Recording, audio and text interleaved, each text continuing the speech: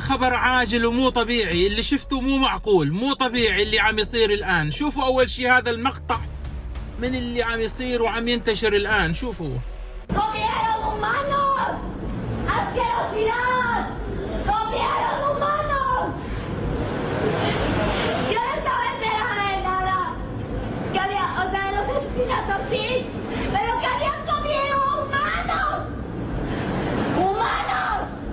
هذول مو طبيعيين أبدا، هذول وحوش بهيئة بشر، اغتصاب، قتل، تعذيب أطفال، وكلام وصل لحد أكل لحوم البشر. يا لطيف.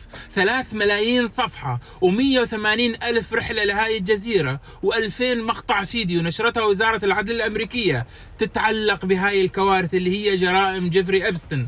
أكثر من 3200 مرة انذكر اسم الرئيس الأمريكي دونالد ترامب بهاي الوثائق الأخيرة اللي طلعت يوم الجمعة. تهم مقززة من اغتصاب لفتاة قاصرة عمرها 13 سنة وهوسوا بالقاصرات إلى إقامة حفلات مشبوهة والاتجار بالبشر، كله بالتعاون مع إبستن في إحدى منتجعاته. طبعا هذا مو كل شيء، ممارسات إبستن وزبائنه ما وقفت هون وبس، أخبار عن تقطيع بشر يا لطيف وأكل لحومهم. ملفات إبستن مو موضوع عادي، موضوع كارثي. وفي حكي إنه إسرائيل سيطرت على ترامب خلال ولايته الأولى وقام صهر ترامب كشنر بإدارة الرئاسة الأمريكية بشكل فعلي، واللي انكشف لحد الآن ممكن يكون جزء بسيط من اللي تم إخفاؤه لحتى أمريكا نفسها ما تتدمر تلقائيا من قيام شعبها عليها.